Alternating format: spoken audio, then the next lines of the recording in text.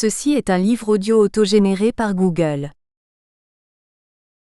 Introduction. Lors d'événements qui secouent la nation, les valeurs de la République sont rituellement invoquées, comme une sorte de puissance tutélaire qu'il faudrait implorer.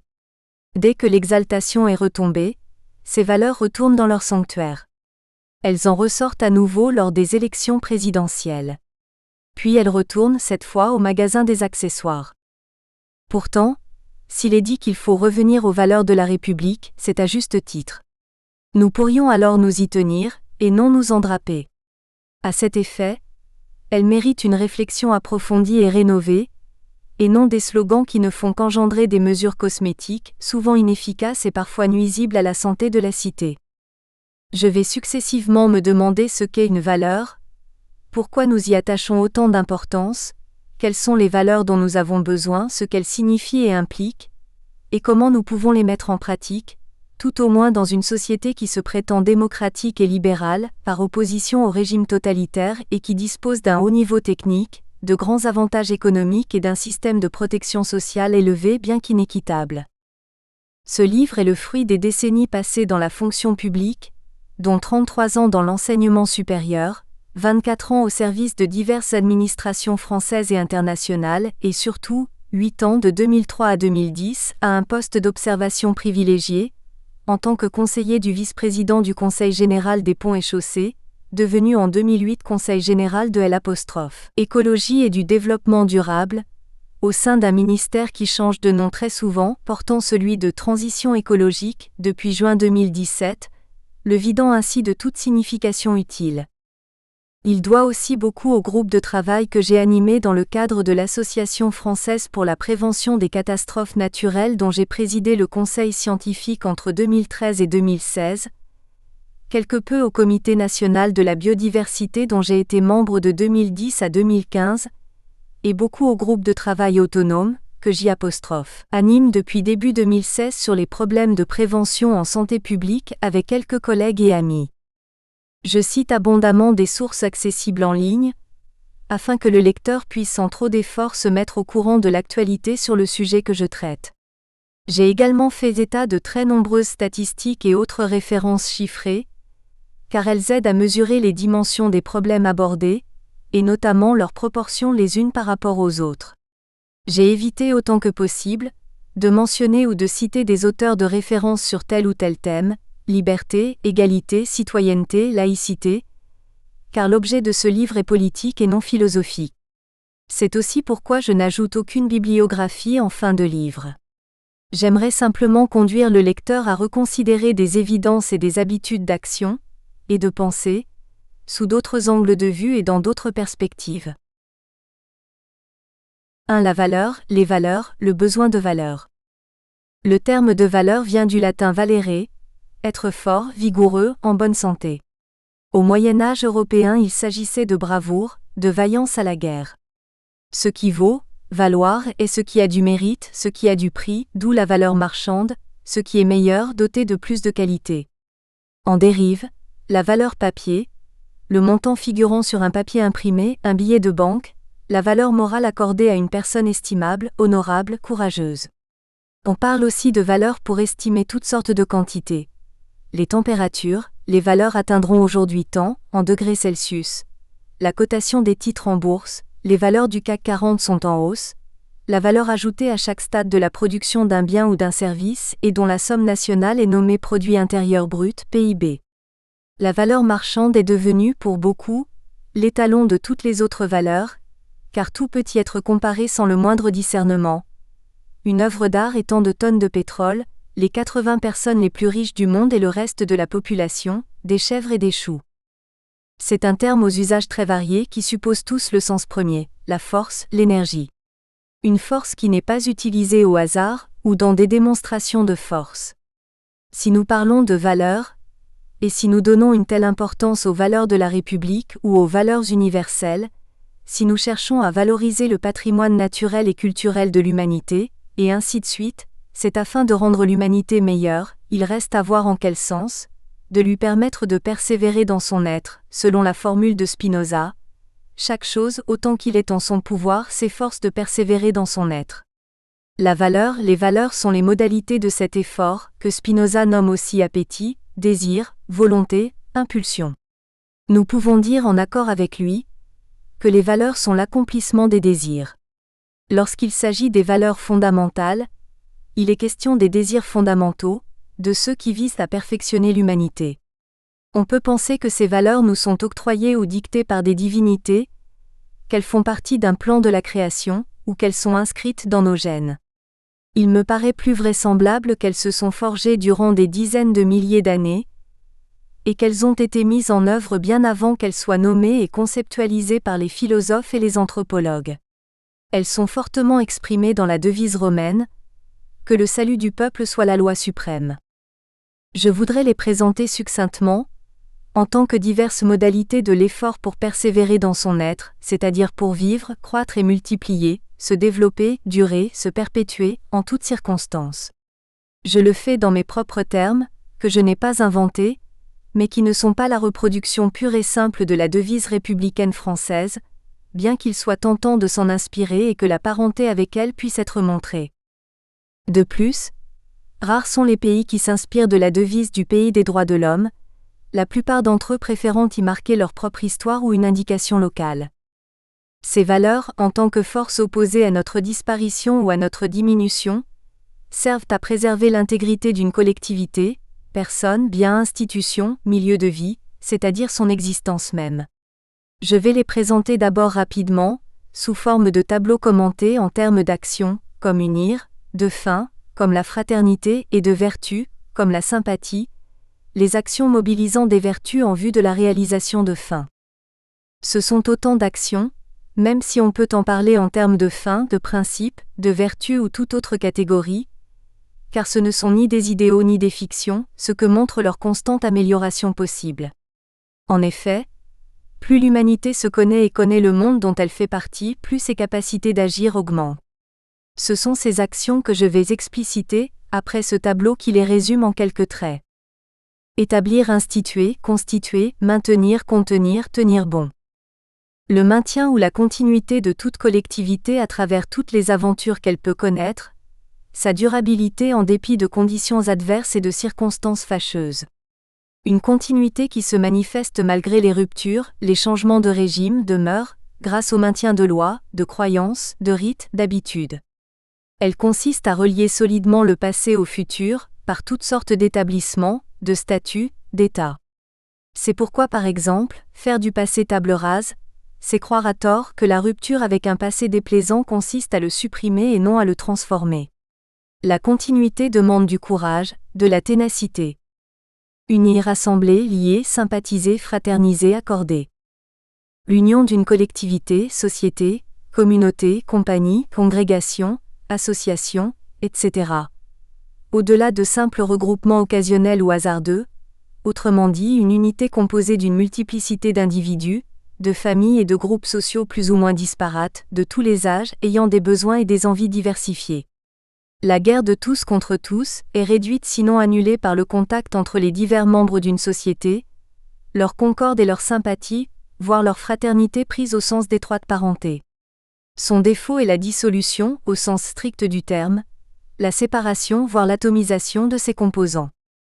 Mesurer, tempérer, ajuster, rendre justice, modérer, être équitable. L'égale considération ou dignité de toute personne au sein d'une collectivité, quelles que soient les particularités, permettant à chacun de trouver sa place, de respecter les lois, de se plier à l'ordre commun. Elle implique une similitude de traitement qui admet des différences de conditions, d'éducation, de richesse, etc. C'est notamment la même justice pour tous, l'équitable distribution des tâches et des avantages, l'égale valeur de tous dans l'exercice de la citoyenneté. Elle implique que les trop grands écarts dus à la fortune, dans tous les sens du terme, soient ramenés à de plus justes proportions, tout en admettant que tous n'ont pas les mêmes aspirations ou les mêmes expressions et réalisations de ces aspirations. Elle repose sur la mesure, dans tous les sens du terme, mesurer les choses et si possible les quantifier, avoir de la mesure par opposition à la démesure, l'hubris des Grecs. Créer, imaginer, inventer, innover, projeter, anticiper. L'innovation pour la collectivité, qui consiste aussi bien à faire une place aux nouveaux venus, nouveau-nés étrangers, qu'à créer et inventer en tout domaine, religieux, politique, juridique, scientifique, technique, économique, artistique, littéraire, etc. Elle est l'exploration continue des capacités du corps humain et des formes de relations qu'il peut établir avec le reste de la nature. L'invention permet l'adaptation à des situations inédites. Elle repose sur la liberté d'expression, de recherche, d'entreprise. Une liberté qui signifie la possibilité de choisir entre diverses situations, options, opinions, et enfin de créer de nouveaux choix, options, etc. C'est la dimension de l'exploration, des projets, de l'imagination créatrice, du rêve, de la prédiction, prophétie. Pourquoi ces valeurs et non d'autres, aussi estimables ? Par exemple le progrès, l'ordre, l'amour de la patrie, l'honneur, la démocratie, la paix, l'harmonie, la discipline, l'autonomie, la loyauté, l'humilité, l'ambition, la responsabilité ? Ou encore à la suite de Platon, la vérité, la beauté, la bonté ? D'une part, les vertus, la loyauté, l'humilité par exemple, servent la valeur et les valeurs. D'autre part, certaines qualités sont des moyens de la réalisation des valeurs. La démocratie par exemple est un moyen de réaliser l'équité et la continuité. Quoi qu'il en soit, la formulation des valeurs n'est pas d'une grande importance, ce qui importe est d'identifier le mieux possible les actions, dynamiques sociales, qui favorisent la persévérance dans son être de l'ensemble de l'humanité. Sur la base d'un postulat qui constitue la profession de foi de l'humanisme, tout être humain vaut au titre de cette persévérance. En effet, ces valeurs peuvent être dites entièrement et uniquement humanistes, dans la mesure où elles s'enracinent dans une histoire naturelle et une histoire humaine dont nous prenons peu à peu conscience. Plus nous acceptons cet enracinement naturel, moins nous avons besoin de nous réclamer de vérités éternelles, qui nous viendraient d'une entité supérieure, fût-elle déguisée en raison suprême. En effet, les valeurs qui viennent d'une révélation s'appliquent le plus souvent à des élus qui doivent remplir certaines conditions pour prétendre valoir ces valeurs. En ce sens, ces valeurs peuvent être dites laïques, un mot qui marque un moment dans l'histoire de certaines parties de l'humanité, celui où le peuple, le commun, l'ordinaire égale laicus, n'est plus soumis aux ordres d'un clergé quel qu'il soit. Une laïcité qui reste encore, y compris dans les nations où le peuple est dit souverain, un but à atteindre, car le clergé dont il s'agit n'est pas seulement celui des religions traditionnelles christianisme, judaïsme, islam, bouddhisme, mais aussi celui des élites républicaines investies d'une sacralité et d'un savoir, technique et administratif, qui les maintiennent au-dessus du peuple. Reste le sens habituel et réducteur du terme laïcité, qui signifie que les valeurs de la République ne sont pas inféodées à une religion, même si dans des pays européens elles s'inscrivent dans un héritage chrétien, tout en étant compatibles avec diverses croyances religieuses, en récusant leurs excès et leur hégémonie, en les réduisant à des expressions privées et en admettant qu'elles peuvent être critiquées comme toute croyance au nom de la liberté de penser et d'exprimer ses pensées. Elles sont à la fois durables, structurantes et leur mise en action contingente modifiable. Chacune d'entre elles est complexe, couvre un large spectre de conduite et ne se résout pas en noir en blanc, en biens et mots parfaitement distincts et opposés, connaît des degrés, et n'est pas exempte de tensions et de contradictions. C'est avec ces nuances et cette complexité qu'il faut les présenter et les expliquer, sous peine de les réduire à des slogans soit sans portée sociale et politique, soit porteurs d'illusions et d'erreurs, parfois fort néfastes. 2. Les valeurs et leurs relations. 2. 1. L'intégrité, continuité, persévérance, courage. La dignité et l'intégrité de toute personne sont l'aboutissement d'une idée très ancienne. Le droit et le pouvoir d'un peuple, d'une nation à continuer à exister en mobilisant tous les moyens possibles pour ce faire. Pendant très longtemps, cette continuité s'est exercée par la sacralité accordée aux dirigeants politiques ou religieux. La République romaine, durant plus de 1000 ans, reposa sur la sacralité de ses citoyens et d'une hiérarchie de dignitaires qui s'élevait du simple citoyen au chevalier, 1800 durant la République, et au sénateur, de 300 à 600. La devise de la République était Senatus Populusque Romanus, SPQR, le Sénat et le peuple romain. La papauté, elle-même reprenant l'ensemble de la législation romaine et la transformant en droit canon, a servi de modèle aux souverains des divers pays d'Europe. La formule « le roi est mort » Vive le roi, exprime cette continuité sans rupture, grâce à laquelle l'Église, l'Empire ou le Royaume conserve son intégrité, évite de se disloquer, d'être partagé en bandes rivales ou même entre une multiplicité d'héritiers. L'intégrité de la couronne s'est ensuite étendue à celle des citoyens, ceux-ci étant à leur tour sacralisés. Un sacre qui allait plus loin que celui des citoyens romains puisqu'il impliquait l'égalité de tous en droit, et moins loin puisqu'il n'impliquait qu'une participation minimale aux affaires publiques, impôts, conscriptions, votes. Après la Seconde Guerre mondiale et ses atrocités, a pris forme l'idée que tout être humain doit conserver sa personnalité quoi qu'il advienne, même s'il perd sa nationalité, sa citoyenneté ou ses droits civiques. Par cela, en chacun, l'humanité est préservée dans son absolue continuité, que rien ne peut révoquer. Le tribunal militaire international de Nuremberg, installé le 8 août 1945 et chargé de juger les conséquences du plan de domination des nazis, a institué le crime contre l'humanité, lequel s'est progressivement étendu à la destruction de la langue, de la culture, de la religion, du territoire et de tout autre bien essentiel d'une communauté humaine, quelle que soit son ampleur ou son statut juridique. Peu après apparaissent, avec la Déclaration universelle des droits de l'homme, ONU 1948, les notions de dignité et d'intégrité de la personne humaine. Sachant qu'il est question de personnes au pluriel, car d'une part il n'existe pas une personne type, d'autre part la personnalité résulte d'un pacte social, lequel distingue un âge de majorité, des avantages accordés à des personnes fragiles, des statuts différents pour certaines populations. La Charte des droits fondamentaux, CDF, de l'Union européenne comporte un article 3 qui met en avant l'intégrité, et la centre sur l'intégrité corporelle et l'usage marchand du corps humain. Droit à l'intégrité de la personne. Toute personne a droit à son intégrité physique et mentale. Dans le cadre de la médecine et de la biologie, doivent notamment être respectés. A. Le consentement libre et éclairé de la personne concernée, selon les modalités définies par la loi. B. L'interdiction des pratiques eugéniques, notamment celles qui ont pour but la sélection des personnes. C'est l'interdiction de faire du corps humain et de ses parties, en tant que telles, une source de profit. D. L'interdiction du clonage reproductif des êtres humains. Tentons d'élargir cette conception de l'intégrité, afin que le droit à l'intégrité des personnes devienne un principe fondamental.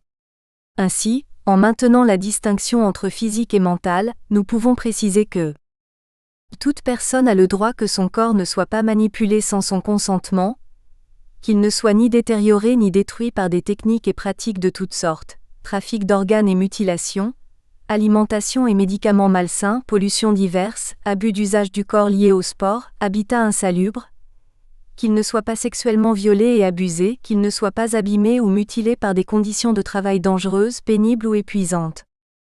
Toute personne a le droit que son esprit demeure intact de toute pression, endoctrinement, libre de toute adhésion forcée à un parti, une secte, un syndicat.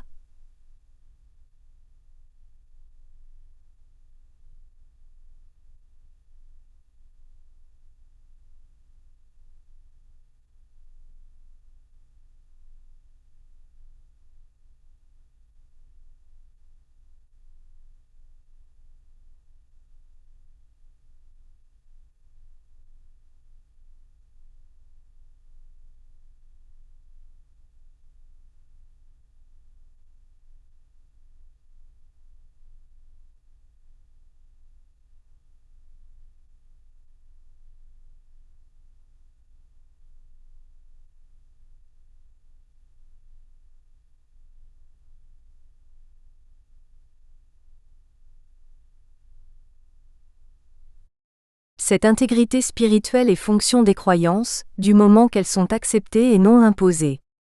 Il s'agit encore de l'intégrité du ne pas faire, à laquelle il faut ajouter l'intégrité du faire, cultiver la mémoire, mettre en valeur les patrimoines, faire fructifier les héritages. Le culte des ancêtres, qui commence par la préservation du corps des morts et l'institution de lieux qui leur sont réservés, en est le prototype.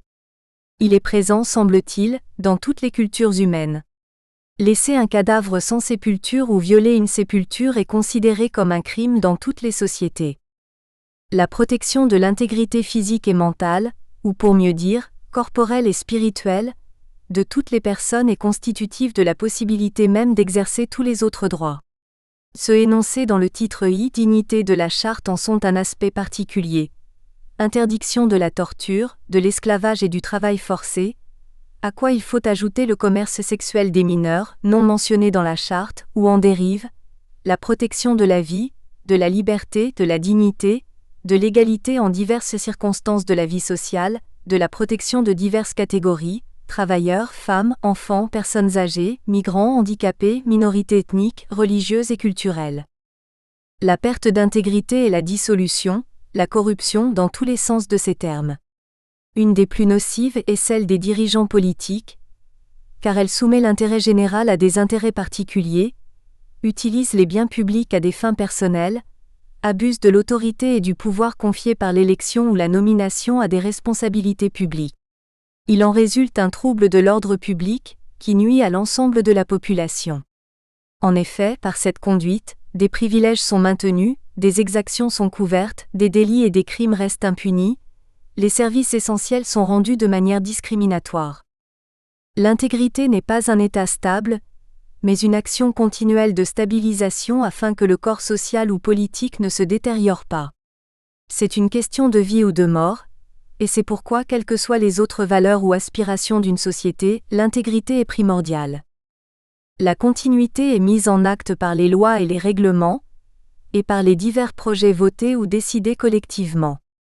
La continuité n'est pas la rigidité ou l'inflexibilité, mais la tenue d'un cap permanent pour arriver à bon port, la certitude que toute action commencée est accomplie ou que si elle est reportée ou arrêtée c'est pour de solides raisons et non par fausses promesses, négligence ou faiblesse. Elle exige la tenue des habitants et citoyens et de leurs mandataires, fiabilité, honnêteté, dévouement, capacité à coopérer. Elle demande du courage, du cœur, de la fermeté d'âme. En effet, il s'agit de ne pas céder aux circonstances, de ne pas se laisser abattre par l'adversité, de ne pas être séduit par des facilités immédiates qui conduisent à des déconvenues prévisibles, de ne pas lâcher prise dans les passages dangereux. Si je parle autant de cette valeur parce qu'elle est trop souvent sous-entendue, comme allant de soi, comme si la continuité se maintenait d'elle-même, alors qu'elle exige un effort constant et mobilise une grande partie des énergies d'une société. En effet, les menaces de désintégration sont fréquentes par l'addition ou la multiplication de forces de destruction. Catastrophes dites naturelles, accidents industriels, guerres et conflits interethniques, épidémies et pandémies, criminalité organisée et malveillance, abus de pouvoir de la puissance publique ou de groupes privés. Les humains vivent continuellement dans la crainte et dans l'espoir. L'inquiétude permanente est le lot commun, et cette inquiétude est ce qui nous pousse à agir, avec plus ou moins de discernement. 2. La fraternité, union, contact, sympathie, amitié. Bien que certains aient fait de la lutte, des classes, des cultures, des sexes, des passions, le moteur de l'histoire, la guerre de tous contre tous n'a rien de naturel ou d'obligatoire. La lutte pour l'existence ne désigne pas que la lutte entre espèces ou au sein d'une espèce, mais toute forme d'adversité. On lutte contre la sécheresse, le froid, les relations de coopération ont une place primordiale dans l'évolution des vivants. Il n'existerait pas d'organismes comme les animaux ou les végétaux si des bactéries n'avaient pas commencé, il y a plus d'1 milliard d'années, à s'incorporer les unes aux autres. C'est ce qu'on appelle la symbiose, une union dont la rupture entraîne la mort des partenaires. À la vie, à la mort, formule qui signifie aussi bien une amitié indéfectible qu'un mariage réussi, est une formule probablement inventée par les bactéries. Aucun être humain ne peut vivre dans l'isolement. L'existence même de chaque individu dépend d'un ensemble de liens qu'il établit avec d'autres, directement ou non. Dès la conception de chacun de nous, ces liens commencent à se tisser, la mère et l'enfant formant une unité duelle, puisque chacun des deux agit sur l'autre, coopère avec l'autre et se protège de l'autre, de sorte que l'union ne soit ni une fusion ni une destruction. Toute l'existence humaine, à n'importe échelle, est faite d'unions partielles, de contacts qui mettent en commun des parties proches et éloignées.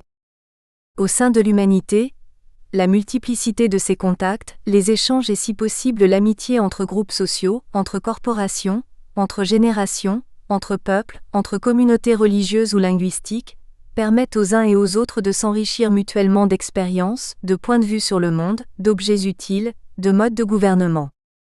Par le contact mutuel, nous apprenons d'abord à nous rapprocher les uns des autres, à nous toucher, nous flairer, nous sentir, nous goûter, et ainsi à nous tolérer, c'est-à-dire à accepter nos similitudes et complémentarités, au-delà de nos craintes mutuelles, de la peur d'être blessés ou détruits par les autres.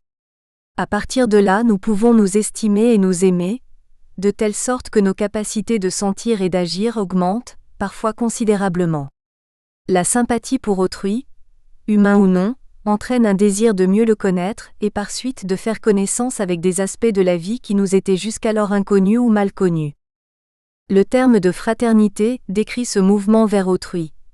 Recherche du contact, sympathie, camaraderie, amitié, symbiose, relations amoureuses, coopération culturelle ou professionnelle, association religieuse ou politique, etc. Peu importe le but, ici l'essentiel est dans le rapprochement, la proximité, notamment avec des êtres qui étaient auparavant de parfaits étrangers, foreigners, outsiders, strangers. Le plus souvent voués à l'indifférence, au mépris ou à la haine.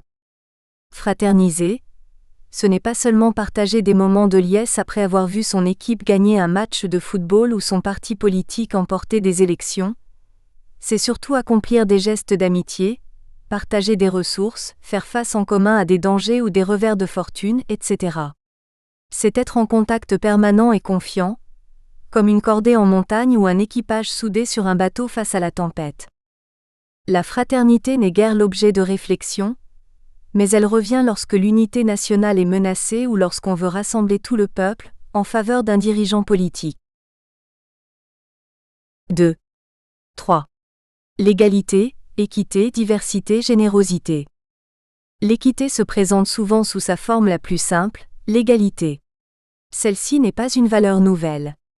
On trouve sur d'anciennes stèles en Égypte pharaonique des mentions telles que « Je vous ai créés tous égaux », supposées émaner du Créateur lui-même. Les Grecs ont inventé l'isonomie, l'égalité devant la loi. Avec le christianisme, une autre forme d'égalité est apparue, par subordination égale à Dieu et par égalité d'accès à la présence de son Fils. L'islam proclame une égalité face à Dieu, celle des droits et des devoirs.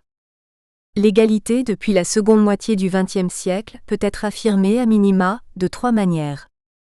L'égalité de tous les citoyens pour élire les dirigeants de la cité et pour devenir eux-mêmes dirigeants. En conséquence, égalité d'accès à l'élite républicaine, en précisant que cet accès peut s'accomplir de diverses manières. Les fonctions électives et l'administration publique, de l'État à la commune, la justice dans ses nombreuses modalités, la participation aux décisions publiques par le biais d'associations et de groupes d'opinion, il s'agit de l'égalité politique, propre au régime démocratique, contrairement au régime autocratique, un seul dirigeant, dynastique ou élu par une assemblée aristocratique, ou aristocratique, une assemblée souveraine de nobles. Cette égalité politique n'est jamais complète, sauf à très petite échelle, car il est en pratique impossible que tous les citoyens participent continuellement à l'ensemble des décisions publiques et a fortiori à leur mise en œuvre. Néanmoins, il est important de savoir que la citoyenneté n'exige aucune compétence, même si elle est conditionnelle. Jouir de ses droits civiques, avoir l'âge requis.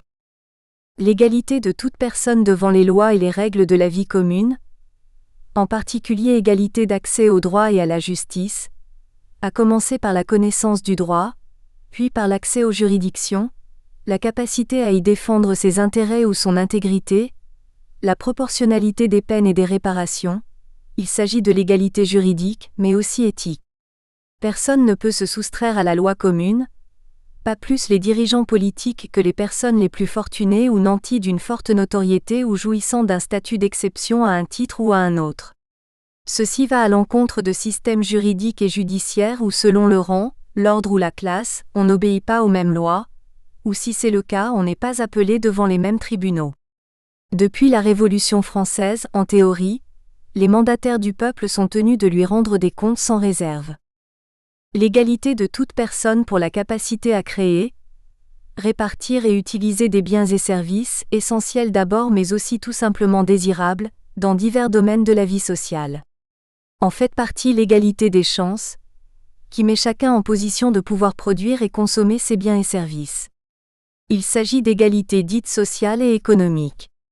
Il est question d'agir en sorte que les biens et les services, en d'autres termes les richesses, soient également réparties, soit entre tous les citoyens soit dans l'ensemble de la population. Également, peut vouloir dire à l'identique, mais ce sera toujours nuancé selon les besoins. Un bébé, un adolescent, un adulte et un vieillard n'ont pas les mêmes besoins. Selon les métiers exercés, les conditions climatiques, les modes de vie, la taille et la composition d'une famille, etc., les biens et services nécessaires ne sont pas les mêmes. L'égalité signifie alors la juste répartition des biens. L'égalité ainsi conçue reste minimale, car elle demeure compatible avec de très grands écarts de fortune, de conditions de vie, de niveau d'éducation, d'accès aux biens culturels, d'exercice effectif de la citoyenneté. On peut penser que viser seulement le minimum ne permettra même pas d'atteindre celui-ci, et c'est bien le cas. Si l'on admet que l'équité va au-delà de l'égalité, les critères de ce qui donne valeur aux personnes, groupes, peuples, nations, sont à différencier. La richesse ne tient pas qu'aux revenus, même si ceux-ci sont une marque de reconnaissance d'autres formes de valeur, mais à tout ce qui peut enrichir la vie des personnes. Ainsi l'égalité devient-elle égalité de la valeur des diverses sortes d'activités, à l'opposé d'une égalité uniformisante puisque reposant sur une seule échelle de valeur. Aujourd'hui en Occident l'argent, durant le Moyen-Âge chrétien la prouesse militaire, dans certains pays le nombre d'enfants vivants. Tout ce qui facilitait l'adaptabilité des humains, en vue d'une meilleure persévérance dans leur être, peut également être considéré comme une valeur ajoutée par ceux qui y contribuent. Plusieurs activités, emplois, biens, services, culture, valent et se valent, même s'il n'existe aucune échelle commune de valeur, et leur réduction est un déni d'équité. 2. 4. La liberté, curiosité, entreprise, innovation, création. Chez les Latins, la curiosité était aussi bien le soin, le contraire de la négligence, que le désir de savoir. Et curieux ce qui est original ou bizarre, ce qui capte l'attention par sa nouveauté. Le motif d'un tel désir est toujours celui de la persévérance. Il s'agit de régénérer le corps social, par adaptation plus ou moins fréquente, par production et échange en tout genre, par exploration de voies nouvelles, par imagination de tout ce qui peut accroître les capacités techniques. L'imagination lie de passé et l'avenir. La liberté au sens premier, c'est ne pas être entravé, esclave, serf, prisonnier ou assujetti de mille autres manières. Cette liberté fondamentale ressort en fait de l'intégrité.